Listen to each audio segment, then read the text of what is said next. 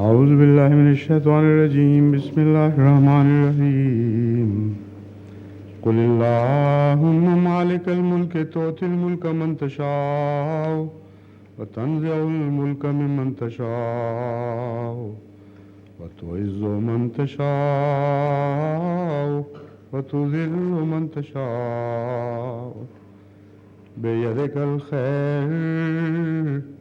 إنك على كل شيء قدير تولج الليل في النهار وتولج النهار في الليل وتخرج الحي من الميت وتخرج الميت من الحي وترزق من تشاء بغير حساب لا يتخذ المؤمنون الكافرين أولياء من دون المؤمنين ومن يفعل ذلك فليس من الله في شيء إلا أن تتقوا منهم تقات ويحذركم الله نفسه وإلى الله المصير قل إن تخفوا ما في صدوركم أو تبدوه يعلمه الله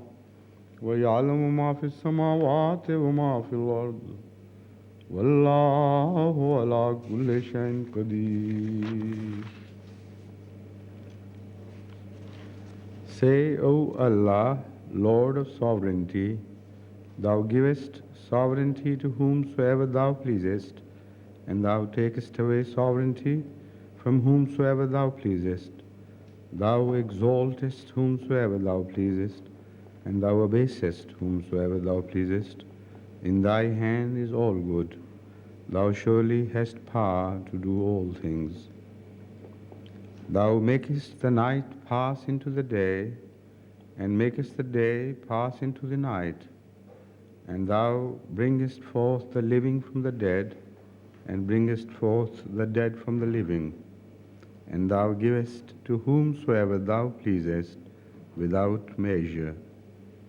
Let not the believers take disbelievers for friends in preference to believers, and whoever does that has no connection with Allah, except that you guard yourselves fully against them, and Allah cautions you against His punishment, and to Allah is the returning. Say, whether you hide what is in your breasts or reveal it, Allah knows it, and He knows whatever is in the heavens and whatever is in the earth, and Allah has power to do all things.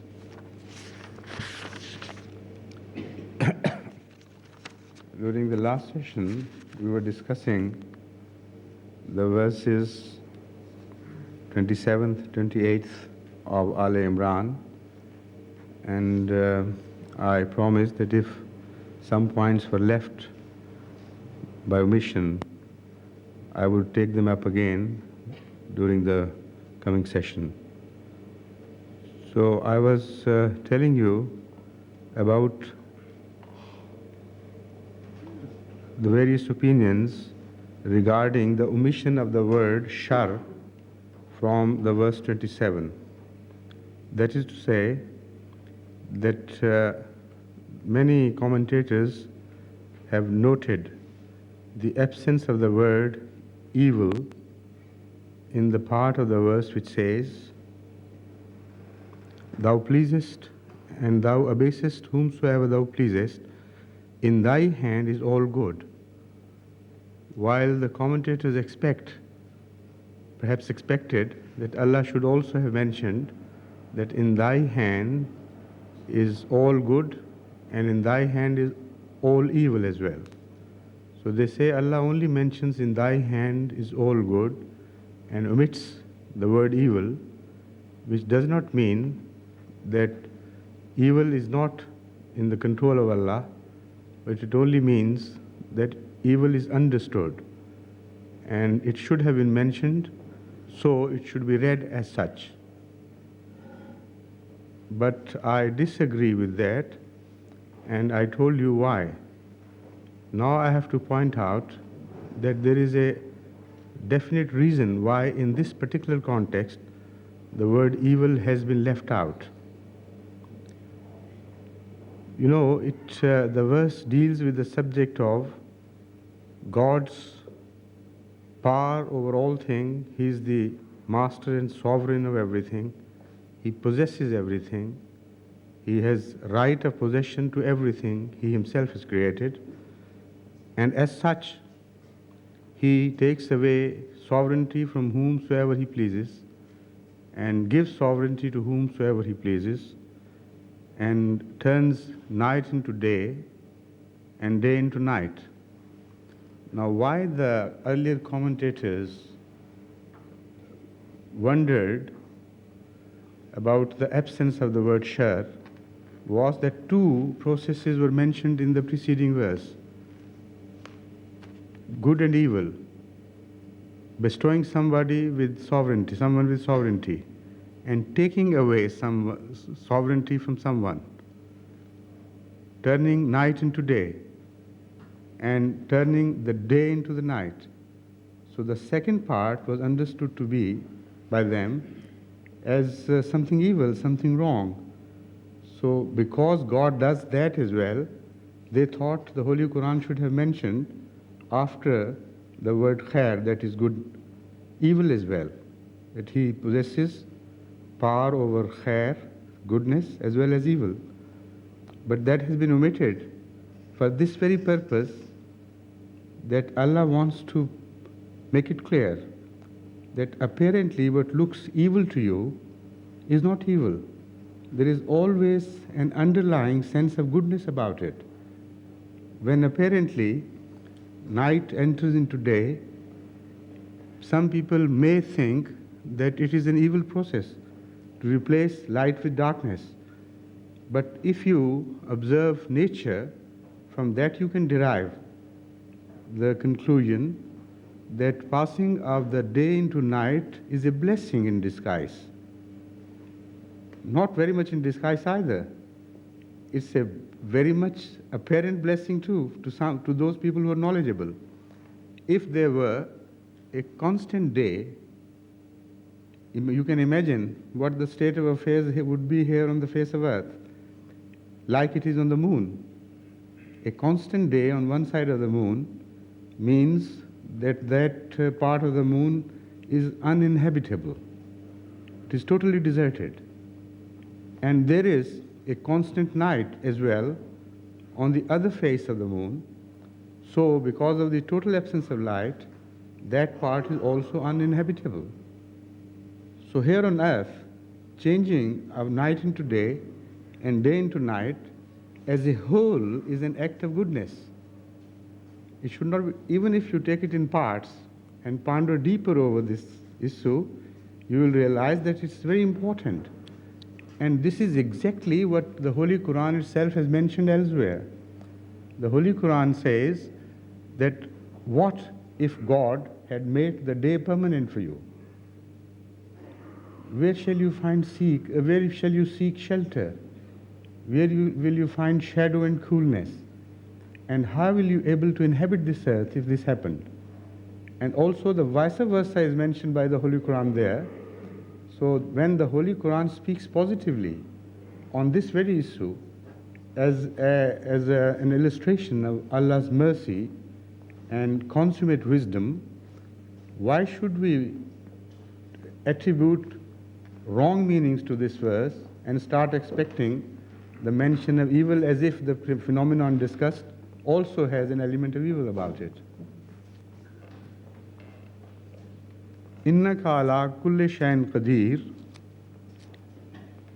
That again is a verse which speaks of God's power over everything, not just the power of somebody who has usurped power, but the word qadir in itself, in Arabic, has a meaning of balance and something which is well measured and well calculated. So when you say Inna Allah ala kulli shayin qadir, immediately after this, it means that Allah wants to point out to us that all these things are well measured and well balanced, and nobody can change them for the good. One can only change them for the worse, because if anything is well balanced, you can't tip the balance on one side without expecting some loss or some damage. So the word Qadir also indicates that the whole phenomenon is discussing goodness and there is no element of evil about it.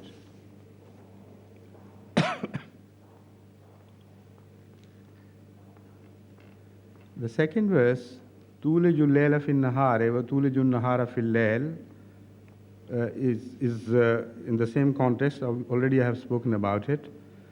But there is one word which needs a little further elucidation, and that is the word mayyit, that is the dead.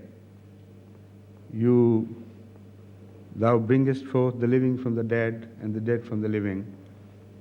Here the dead does not only mean physically dead, but the word dead in this context has been used, and in other contexts as well, has been used in the Holy Quran to cover a wide meaning.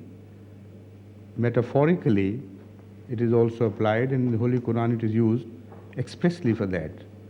And also the word applies to a state of slumber. The mayyit is described in the Holy Quran as well as elsewhere to be a state of sleeping. So this is why the Holy Prophet of Islam taught us this prayer, that whenever you wake up, you pray to God that, "O God, you have brought us forth from the dead." And the same word mayyit is used to indicate that it should not be limited, it should not be applied in a limited sense only. The whole phenomenon which resembles death may also be living partially. Death, total death, is the physical death we know, but if you divide the things in the world, partly they are similar to the phenomenon of life, partly they are similar to the phenomenon of death. And on two extremes, you can put the live in every sense and the dead in the every sense. So this is a process, gradual process of transfer of one state of affairs into another state of affairs. Like darkness does not give way to light immediately, there is dusk between or dawn between, so gradually it so appears. Now here it indicates that people spiritually do not die a sudden death. They gradually do things which gradually ushers them into death. And they are given enough warning. They are given enough signs. So if they want to avert that death, they have every possibility, every chance to at least struggle against death. So you derive your lessons from the phenomenon of light and day and night, how they give way to each other, and then understand that similarly in the spiritual world, individuals as well as peoples don't suddenly get declared dead or alive. Even to gain life requires effort on your part and perseverance, and gradually things begin to change. And once you begin to lose that life, spiritual life, then you can make yourself aware through signs and symptoms if you follow them. And this is why the warners from Allah come. They warn the people who follow the wrong, follow the evil ways and evil path.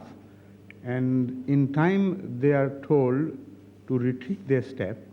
Otherwise, until they will reach a state which is the point of no return.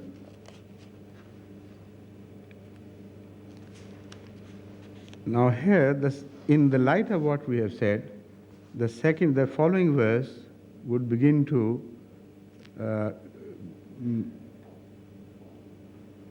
will appear absolutely in context with what is being said. Otherwise, one might have thought that this verse is out of place, as if this subject which is discussed in the following verse, had nothing to do with the earlier verse. So now, in the light of what I have said, I repeat the translation of the second verse which follows. That is 29th. Let not the believers take disbelievers for friends, in preference to believers, and whoever does that has no connection with Allah. The fact is, this verse has been misquoted and misinterpreted, most unfortunately, not only by the elements hostile to Islam, but also by the Muslim scholars themselves. The subject of this verse has been so distorted out of shape that this verse is made an object of attack by the Muslims themselves, so that the enemies of Islam would strike at it and glut at this attack on Islam and have a perverted pleasure. But now, before I explain that, let me first establish the connection between the previous verse and this verse.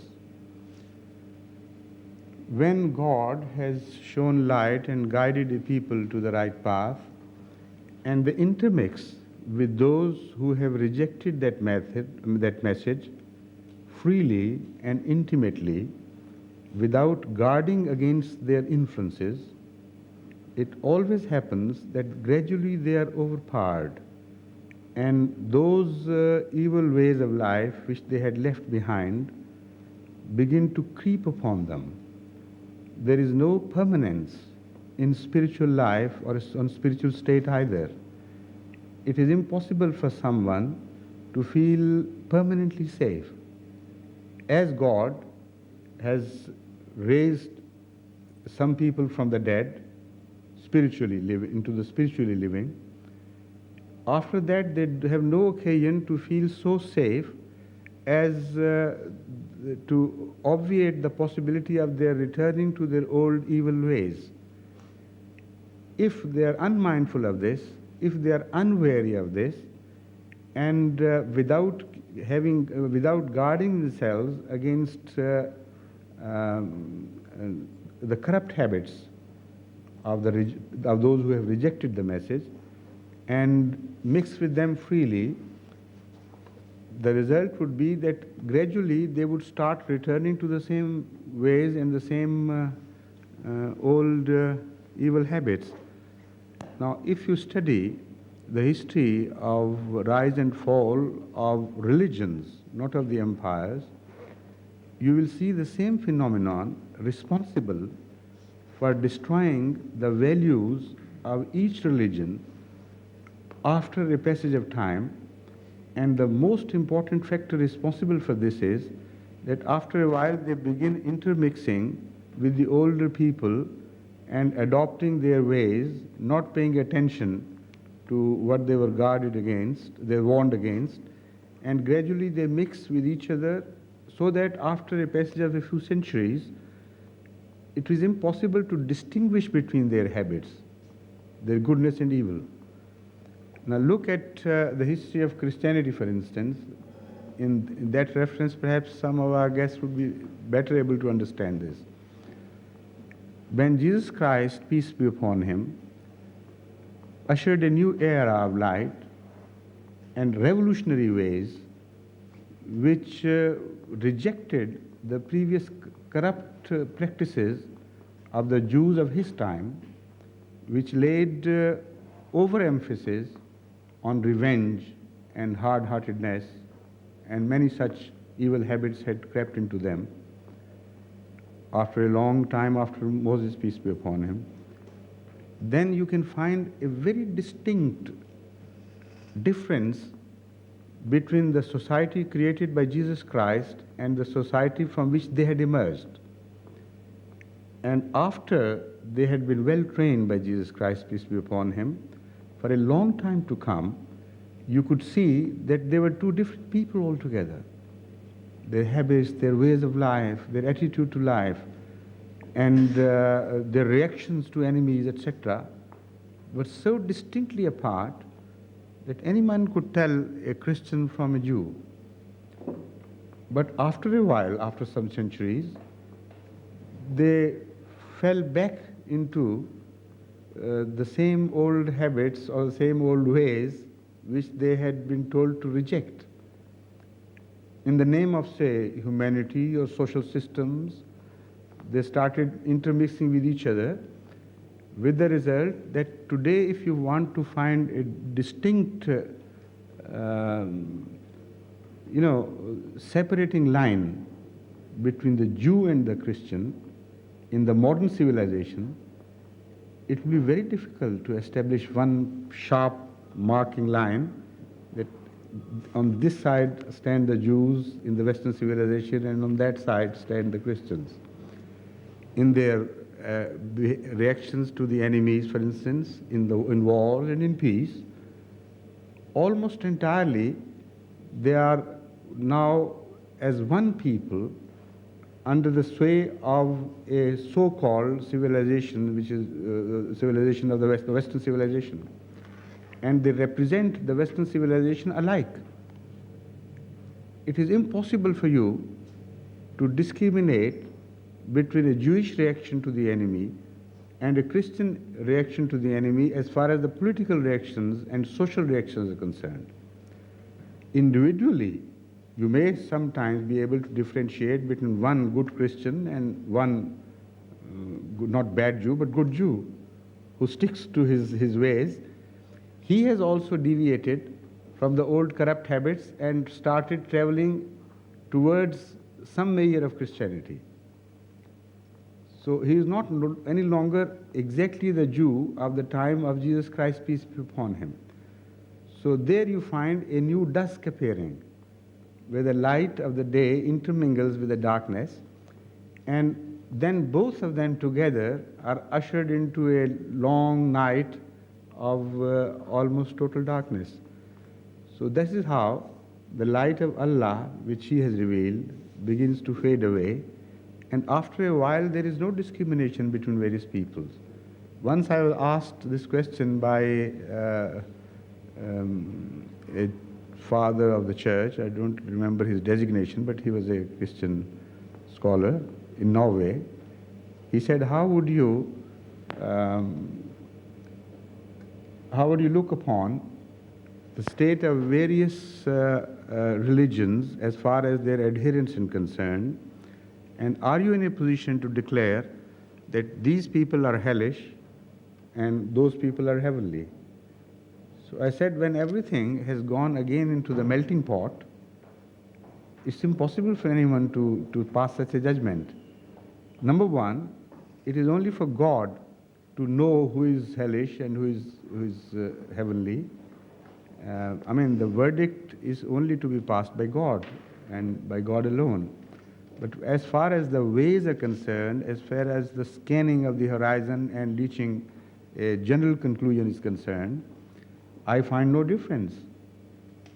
On the contrary, I find sometimes that religious people who have become a history, who have been abandoned, and after them new religious people came to be born, and new faiths were revealed by God. So historically speaking, they should reveal evil habits much more than those who are fresh in their contact with God. But if you scan the entire world population divided into various religious denominations, this is not what you find. Sometimes it is so difficult to differentiate between the qualities of one adherence of one religion from the adherence of the other, that, as I said, everything has gone back into the melting pot. This is a phenomenon which is being described and we are warned against. And this has been exactly predicted by the holy founder of Islam. Once he said that in the latter days, those who claim to follow me in their ways, in their habits, would become so closely similar to the Jews. He didn't say Christians, because perhaps at that time he found the Christian way of life slightly superior and better than the Jewish way of life. Slightly or more, but I mean, that is why, although they were the nearest to him in order of revelation, he did not mention them. He mentioned the Jews and said the people who would claim to follow me would be so close in their way of life and habits and crimes to the Jews that as it is impossible to distinguish between one shoe from the other. Now when I say that, I'll explain why. In the Oriental style of shoes, there is no right foot or left foot. Both the shoes are made alike. So it is not possible for anybody except the one who wears the shoe and whose feet are not blind. The rest of the people, by observation, cannot tell right from the left. So that is what he used, the illustration he used. And this illustration also is very interesting in the sense that the shoes are the worst part of one's dress. The part which touches the filth much, much more often than anything else. So to find resemblance and to express resemblance in the form of shoes is so apt here, because this is what he wants to point out. You will be similar to them not in good habits, not in the headdress, but in the similarity of shoes, in the filthy habits you have acquired and you will acquire. So when he says that a time would come when there would be no difference in the conduct between the conduct of a Muslim and the conduct of a Jew, how can we as Muslims declare that without any differentiation based on good conduct, Muslims are better and the non-Muslims are bad? So exactly the opposite is being said here to what is ascribed to this verse, unfortunately. This is the point which is being made by the Holy Quran. And the following part makes it further clear by pointing out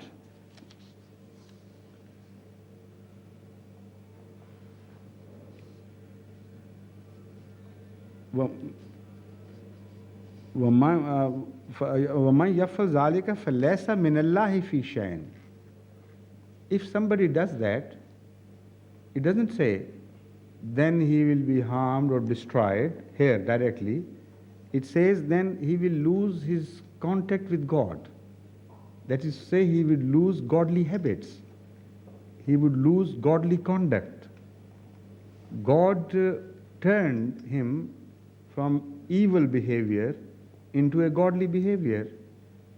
If you intermix with other people whom you have left in a manner that you begin to acquire their evil habits, then the natural result would be that you would be severing your ties with God because He loves goodness and not evil. So that is what is being mentioned. And then immediately after it says, إِلَّا أَن تَتَّقُوا مِنْهُمْ تُقَاتٍ. What is forbidden is not friendliness. What is forbidden is not a social contact at all. What is forbidden is to fall under the influence and bad influence of that society. Tattaqu minhum tuqat means accept that you keep guard over receiving influences from them. Unless you are wary of saving your way of life and not being unduly influenced by that society. That permitted, Allah does not forbid you from having social contacts and gaining friendship of the non-believers. Now, if I'm right, as is the established principle, then I must have some other verses of the Holy Quran supporting this view and this interpretation. And I have got exactly that.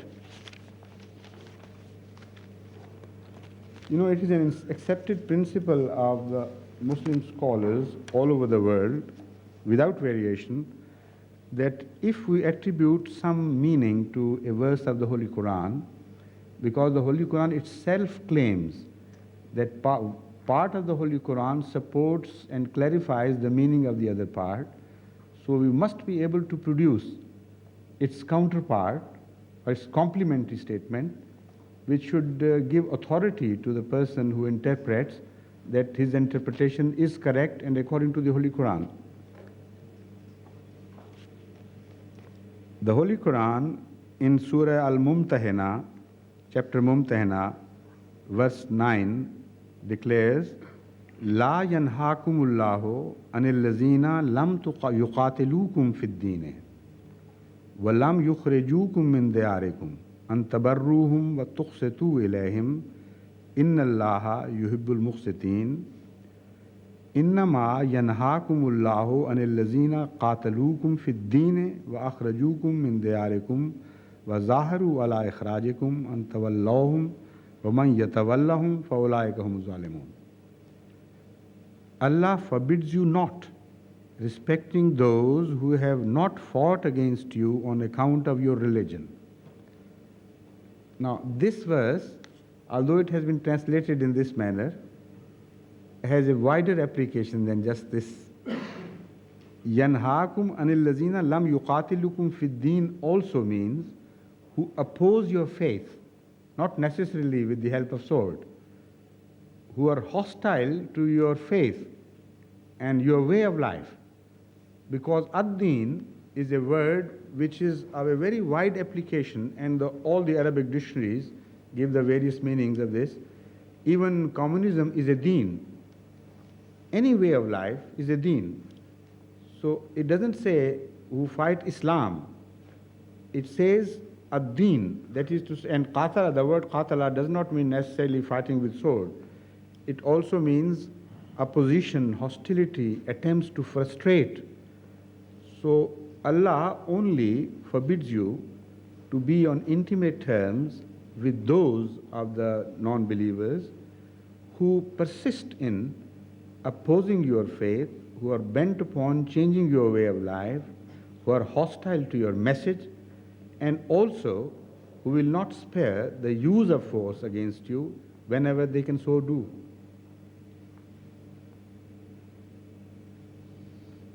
And who have not driven you out from your homes. Here, in the second meaning, we find this verse having been revealed at a time when the Muslims had already been expelled from their homes and turned out of Mecca. So the illustration is given here, like those who have turned you out of your homes. Now, after that, if you become intimate with them, there is not only a danger of your being influenced by them wrongly, but also there is a danger that they may exploit this situation and use it against the body of the Muslims, whether it's a state or not, against the Muslims as such.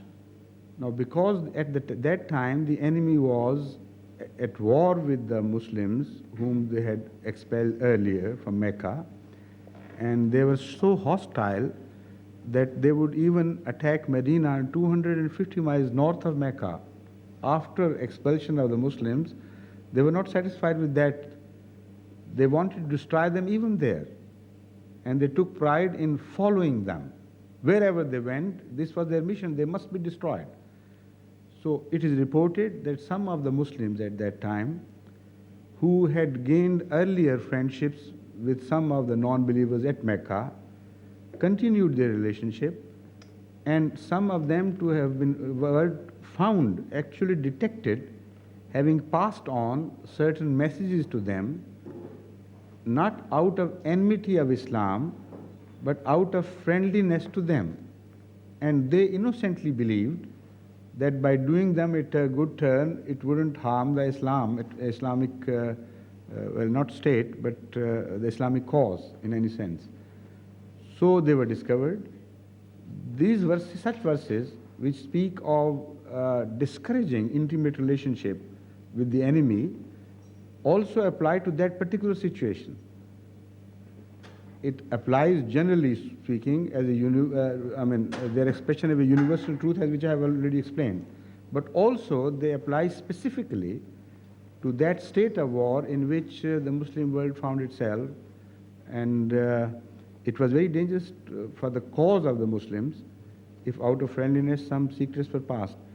And that particular event which I am referring to happened in a manner that the Holy Prophet of Islam, when he received the news of the attack of the enemy, prepared a small group of Muslims to fend themselves against the attack. Well, this is a long story. To cut it short, these friends of some non-believers warned them that save yourself, but don't pass it on to others, that sort of thing. It always happens in particularly in ladies. I don't know whether ladies of England behave like this, but ladies in our country do. They tell a secret to another friend and tell them, look here, this is a very special secret. Because you are a special friend, I am telling you, but not to pass it on. And they stick to this advice and follow it to the extent that they use the same caution when they tell the same secret to others. So this is how the secrets completely go out of hand, out of control. So that was what was happening there, to which this verse particularly referred. And again, there is another verse which speaks of a completely different thing as far as the friendliness is concerned. It says, "Asa an yajala bainakum wa bainal lazina adaytum minhum mawaddah, wallahu qadir, wallahu ghafurur rahim." That when Allah tells you not to be over-friendly to your enemies, it is not an act of hostility on your part. It is not that Allah teaches you aggression. It's the other way around.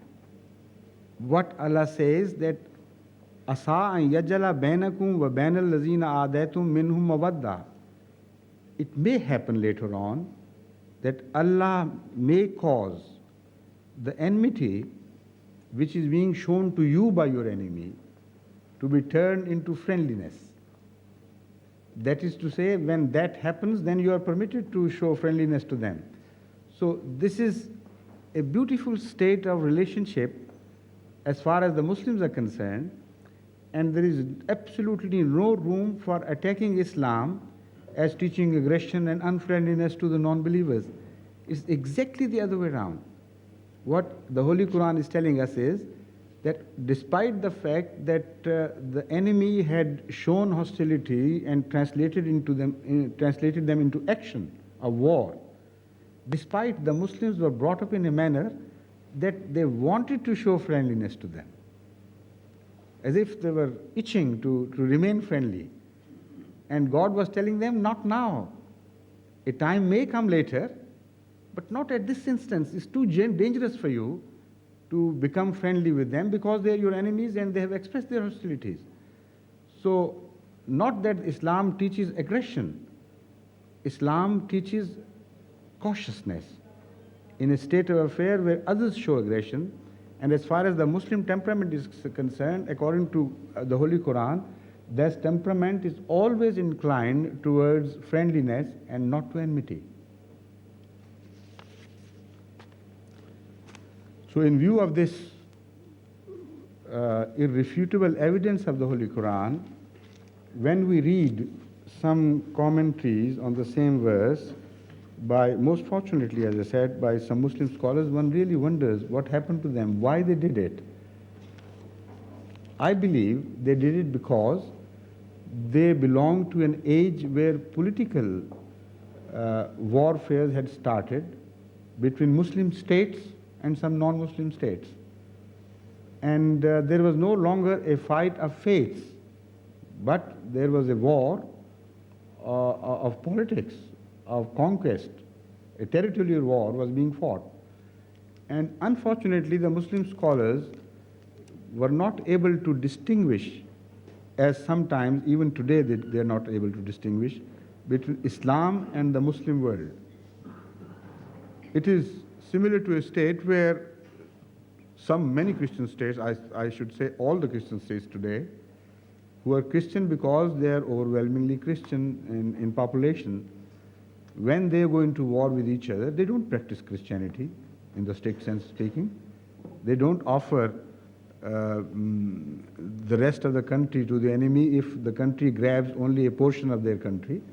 They fight back inch for inch, foot for foot. So, this is not literally speaking Christianity. And if somebody says that this is Christianity, it is wrong.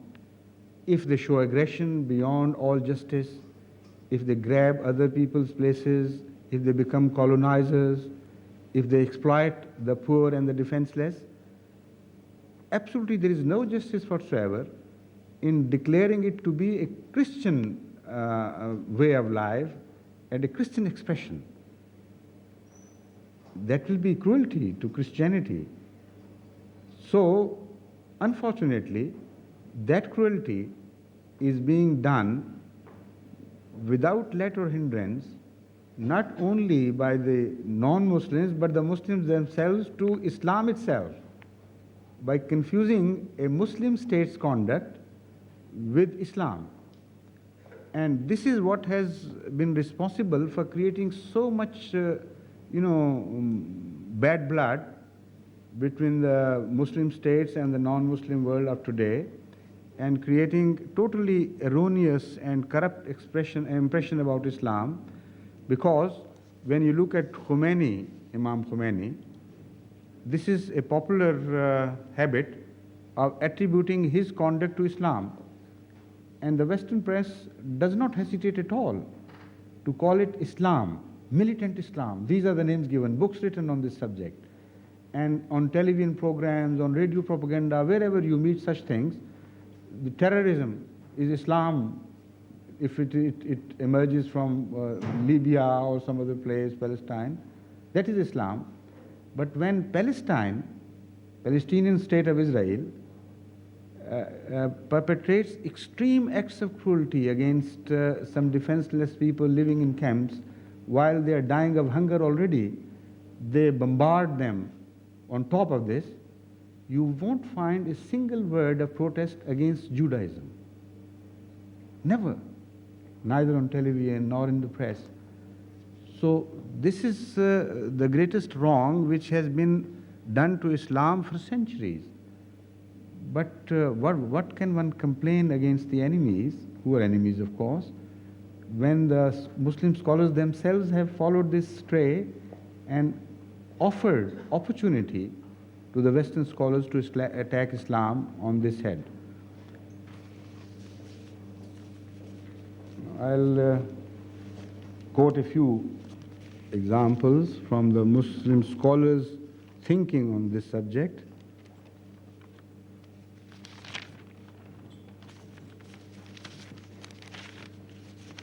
Not all of them, of course, agree with each other. This verdict is not unanimous, but overwhelmingly, unfortunately, this is the state of affairs.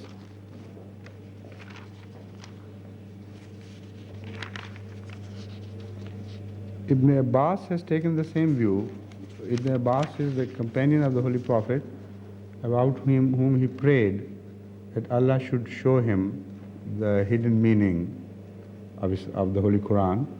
He has taken exactly the position which I have already mentioned, that this verse only means that the Muslims should guard against evil values and guard themselves against the evil values, so that they are not unduly influenced by their corrupt practices.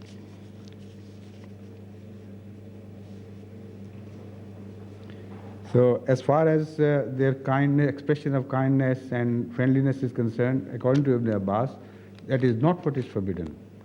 What is forbidden is that in faith they should remain adamant and not to be unduly influenced.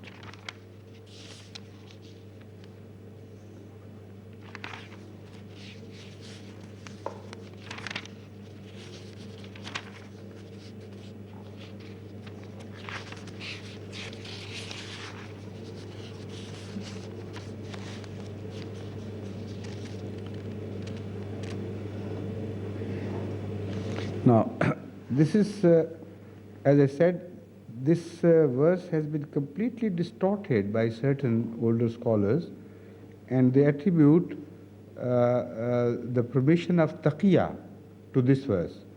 Taqiyya is a Shia term, which means that to tell lies is permitted in Islam for certain reasons. And the reasons is the general good of your people. If you think that it is in the general interest of the Muslim body to tell lies and to defraud and mislead others, then it is permitted, and this is a regular term in Shia jurisprudence, which is called taqiyya. So here many non-Muslim, non-Shia scholars have also taken the same stance. And for instance, one of the most prominent scholars, who is generally very, very good in his commentary, that is Imam Razi, he has taken this position. He says, according to this, if a man is living among the disbelievers and he has fear about his life or his wealth, so it is permissible here, according to this verse, for him to tell lies to the others, to his opponents, to the extent that he should not he should not reveal his faith within, keep them duped about his internal faith, and live among them as if he belongs to them, so that no harm comes his way. That is one form of taqiyya, and to this extent many Muslim scholars other than him have also agreed with him that this verse refers to that. But the Shias carry the taqiyya beyond this, much beyond this. And they believe that in everyday life, under the license given to the Muslims by this verse, in everyday life, for just ordinary things, if I tell a lie and hide the truth to gain some benefit, some profit, it is not cognizable in Islam. So that is why the lies were given free license for many centuries in some Muslim societies, damaging most deeply the Islamic values. While in the other places of the Holy Quran positively condemns roundly and completely falsehood in such terms that it is impossible for anyone, having read those verses, to attribute such meanings to any other verse of the Holy Quran, which stands totally in contradiction to those declarations. In one place, the Holy Quran says that to tell lie is Satanism in essence, and nowhere does Islam permit speaking of lies. The Holy Prophet of Islam faced most difficult situations in the early period when the Muslims were the weakest all along their history. They have never been so weak as in the Meccan days, that is the 13 years after he declared to be prophet. And his followers were so mercilessly beaten and tortured and killed sometimes torn apart, the ladies. And sometimes they were beaten, they were made to stand in the hot sun of Arabia, where the temperature rose to 140 degrees, wearing thick armors, and iron armors for that matter. And they were told to at least say that God is not one. And then they will be saved their lives, they spared their lives. And they preferred dying in that state rather than tell that lie. Where was the Holy Prophet of Islam not to tell them that it is permissible in Islam, go ahead and do it? So, to attribute this meaning to this verse is sheer cruelty to Islamic values. For 13 long years, it so happened, and on the authority of all the traditions, I can state that not in a single instance the Holy Prophet of Islam gave permission to any Muslim to hide his faith to save his life. Despite the fact, now I come to that part which is considered as taqiyya and which is related to this verse by these scholars. Despite the fact that in another verse, the Holy Quran says that if somebody is so weak and the amount of torture is so overwhelming that it is not in his power to resist this any further, and if he says from his mouth something in which he doesn't believe, then Allah will not punish him. That is not for the sake of deceiving others, nowhere. I mean, it's completely a different situation altogether. Keeping in view that all human beings are not at the same level of withstanding hardship. There are weak among us, there are cowardly people among us who are genuinely Muslims or belong to any particular faith, whatever it be, who are sometimes made to face such overwhelming hardships and torture at the hand of the enemy, politically as well as religiously, that it's impossible for them. They are not made to withstand that amount of pressure. So God gives them this word of relief, that don't go on tormenting the whole of the remaining life for the fear of torture and of hell and punishment of Allah. God is understanding. He does not expect things from you which are beyond your capacity.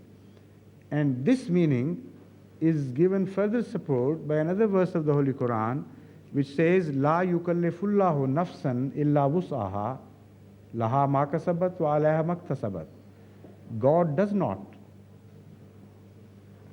coerce people beyond their capacity. That is to say, does not expect things from anybody which are beyond his capacity. As far as the preferences and the general rule is concerned, that is different, completely different from this. According to another verse of the Holy Quran,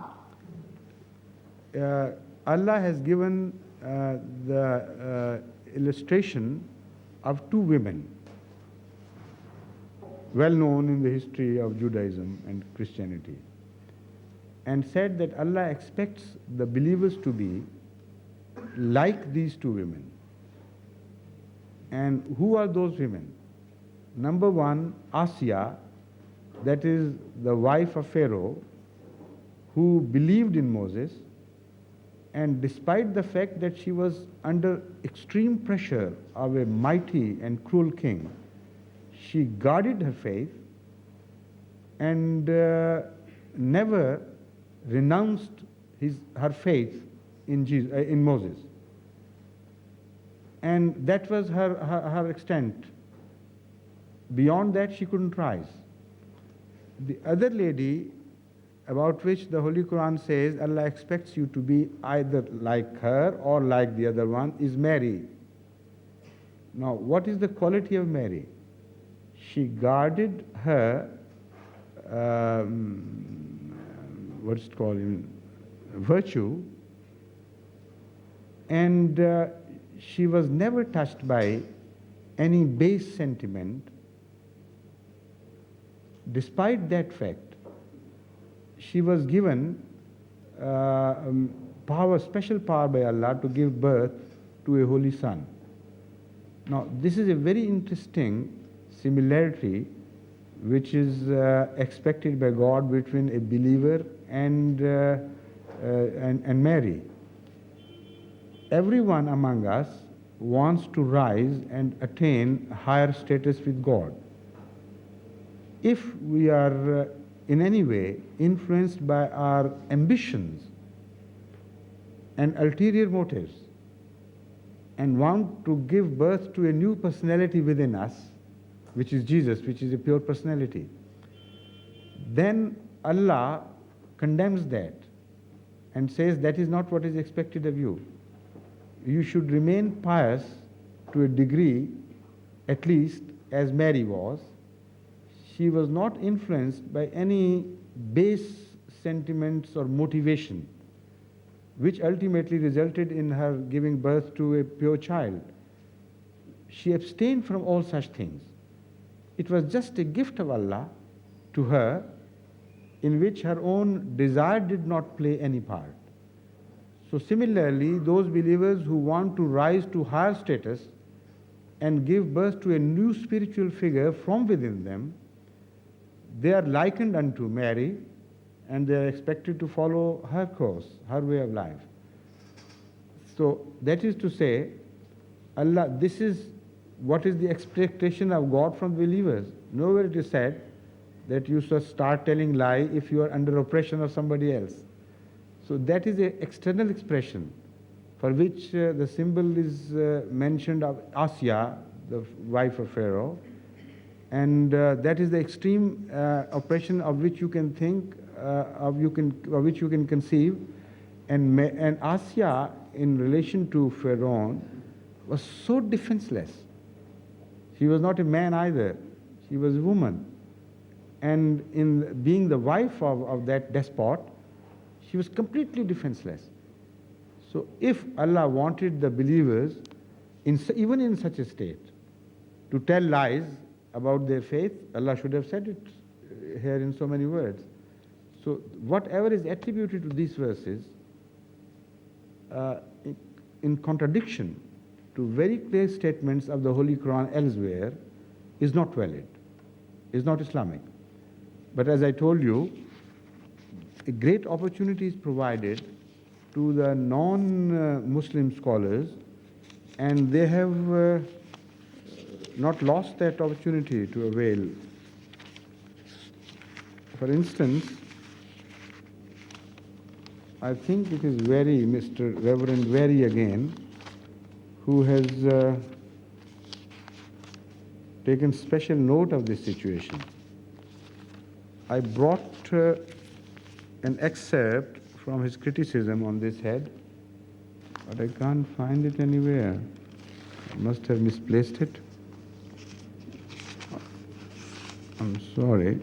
Perhaps it is, here it is. No.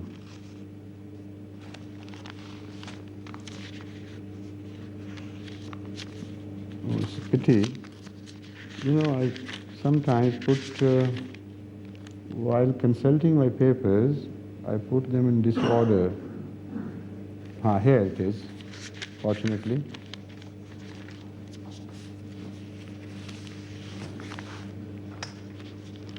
Unfortunately, I attached it to a different verse where it did not belong.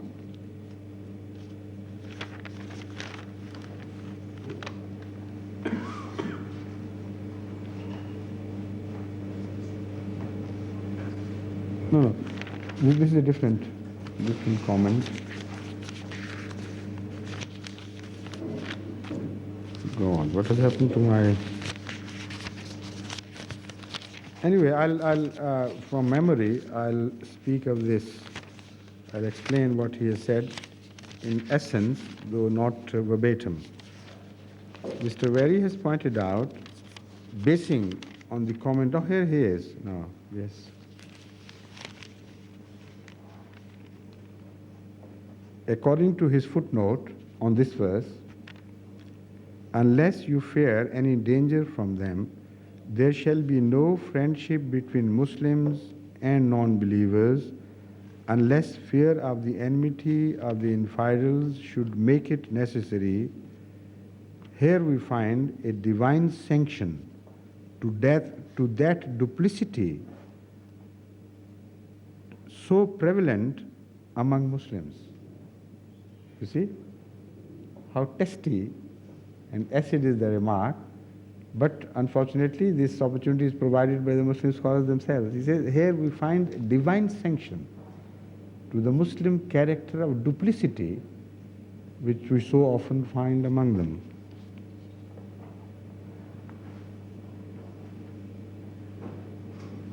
Again, he goes on, taken in connection with the preceding context, this passage would seem to sanction apparent estrangement from Islam, provided expediency should demand it, Under such circumstances, a Muslim may appear to be more friendly towards the unbelievers than he is towards his co-religionists. But this is just common. I mean, perhaps it's not only Very who has done it. Many other scholars have pointed out, they have not missed this opportunity. And they have further gone to explain that Islam positively teaches telling of lies and duplicity. Now again, most unfortunately, Maulana Maududi, among the modern scholars, even in this age of light, has taken the same stance.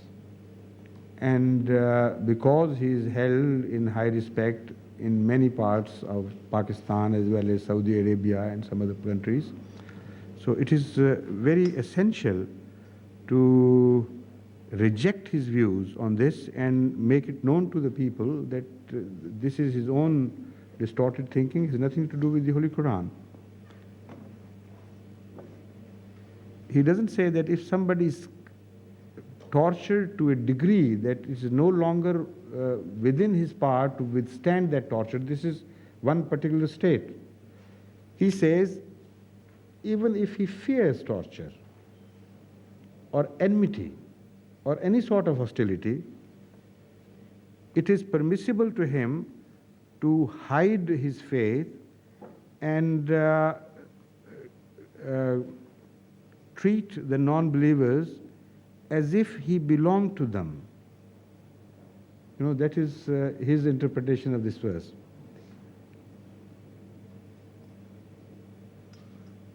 Again, he turns to his own Jamaat, that is Maududi, which is called Islami Jamaat, and says, अगर कुफार के साथ बदरजा मजबूरी तकिया करना पड़े तो बस इस हद तक कि इस्लाम के मिशन और इस्लामी जमात के मफाद और किसी मुसलमान की जान माल को नुकसान पहुँचाए बगैर अपनी जान और माल का तहफ़्फ़ुज़ कर लो.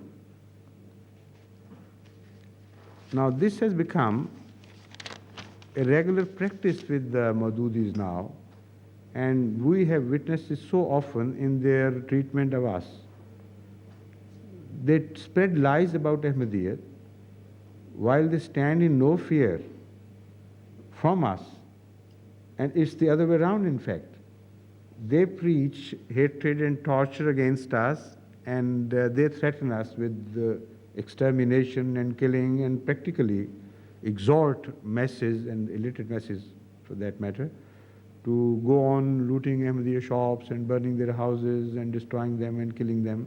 And this is what they think is the holy war. And they say that to spread falsehood about Ahmadiyyat is not un-Islamic, because it serves the purpose of helping Islam. Because in the total, context of what is good for Islam and what is bad for Islam, if you spread lies about an enemy of Islam, they consider us enemy, because it will do a lot of good to the Muslim world. They will, entertain ill will towards such people who are declared to holding ill will towards them.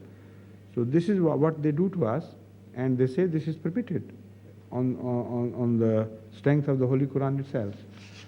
If that is permitted, then there is no order left in religion at all, not to mention Islam. If any religion permits the free use of lies or even conditional use of lies to deceive others about their faith or anything else, then there is no order left, as I said, in the world of religion, and all such religions could have been revealed by anyone but God. It's impossible for truth to teach falsehood. But as I said, in that context, where God knows it is beyond the power of man, he can't do anything. When he says something, he doesn't mean it. And even if God tells him not to do it, he will not be able to do it. There are such states in tortures during the last World War. There were very, very faithful agents sometimes of the British and the other powers allied who found themselves in such difficult states, and they had to tell sometimes lies to save the torture, not their lives.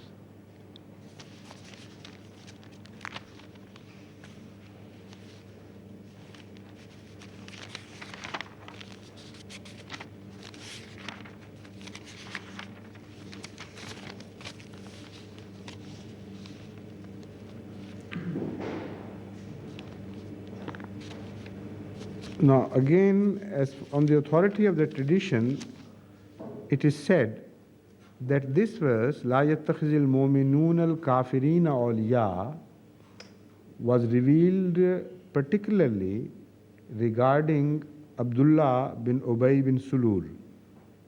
He was a person who was charged with hatred, not only against Islam, but against the founder of Islam, and he left no opportunity unutilized to debase him and publicly condemn him. While he himself was so weak that any time the Holy Prophet of Islam wanted him to be wiped out and destroyed and demolished, his own son was ready to do that, who had become a Muslim and a faithful Muslim for that matter. Once, while they were returning from a battle, he insulted the Holy Prophet of Islam in such a manner that it was no longer tolerable for any Muslim. And some people approached the Holy Prophet of Islam to give them permission to kill him. When his son heard of this, what his father had expressed about the words he had used against the Holy Prophet of Islam, he approached him himself and said that he does not deserve to live anymore. He has crossed all limits. But if you permit someone else to kill him, then I may nourish some grudge against him later on and say that he killed my father. And thereby I'll destroy my faith. Because he will not be doing it for his own sake, he will be doing it for a just cause when he is permitted to do that. So if you ever consider that possibility, then tell me to kill my father. That was the extent of his faith, and it was also, apparently, it seems to be impossible for his son to seek permission to kill, but the way he'd explained, that was quite understandable. So this was the man in particular about which the tradition tells us that he and his followers were mentioned in this verse. Some people, despite that express and explicit hostility made by them towards Islam and the founder of Islam, were friendly to him and his party. And this God did not like, and said, if you remain friendly and to such people, then you are bound to be influenced by them. Then there is absolutely no connection between you and God. If somebody is insulting your father, you can't tolerate it. You can't be friendly with the enemies of your father and mother. How can you remain friendly with someone who is insulting your spiritual father and so on? So that is the spirit conveyed in this.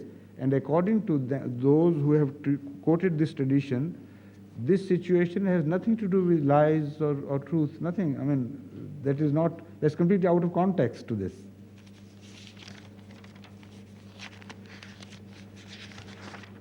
Now I think we have no time to proceed to the second verse, so I should better leave it here.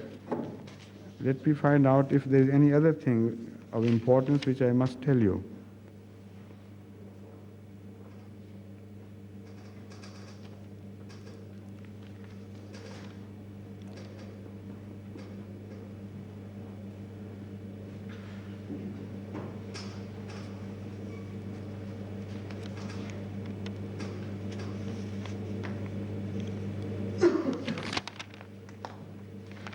Now about taqiyya, the various, this permission of tell lies, of convenience, or which suits one's cause, even the Shia Imams are not unanimous.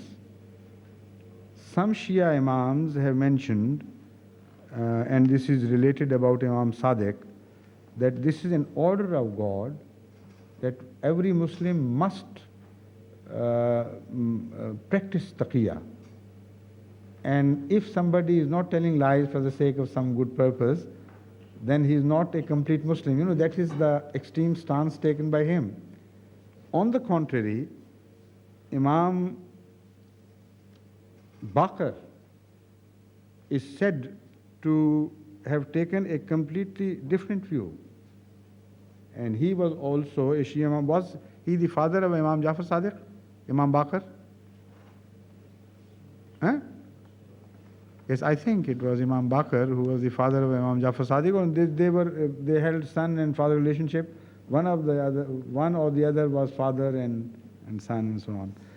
So the Imam Baqir has taken a very sensible position.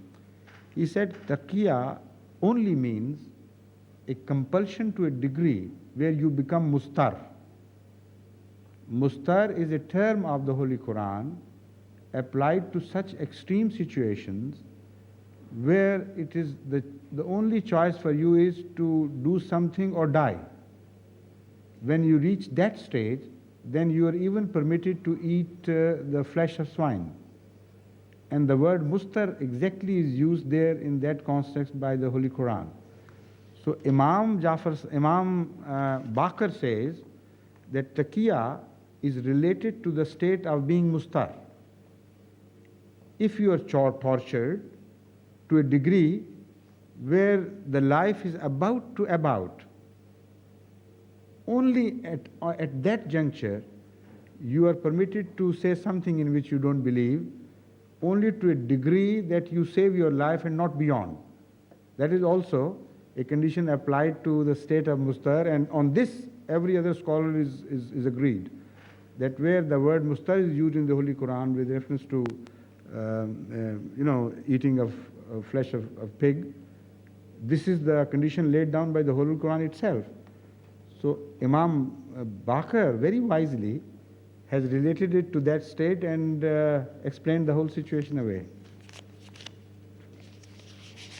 And this is Tafsir Safi again, a tafsir that is a commentary written by Shia scholars, and it is held in very high repute by the Shias. They can't, poo-poo it away by telling that it's just a Sunni tradition which you are following.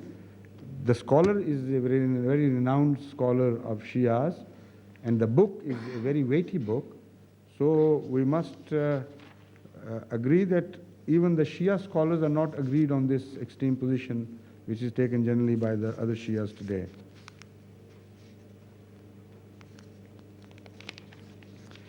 As far as the founder, the second head of the Ahmadiyya community is concerned, the Khalifa before my predecessor, he has taken exactly the view which I have already expressed, and he further points out to support this position that immediately after Allah says, وَيُحَذِّرُكُمُ اللَّهُ نَفْسَهُ, that God warns you against danger from Him. So you should strike a balance. There is a danger you are facing from the enemy, but that is not the only danger. If you renounce Islam, remember that also you are going to meet God, and who is going to bring you to book. And you have to appear on the day of reckoning. So how could this part of the verse follow if God was permitting people to tell lies without any fear or without any consideration whatsoever? So here again, it is mentioned that this decision is going to be very critical and very delicately balanced. If you ultimately decide to say something which is not truth, keep in view that God is more powerful and His stern in reckoning, much more stern in reckoning than any enemy on earth could be. So in view of that, even if keeping that in view you can't withstand the pressure anymore, then of course God can forgive you, but not before that. This very interesting argument was for the first time produced by the late second caliph of Ahmadiyyat. And no other scholar ever thought of this very interesting way of interpreting this verse.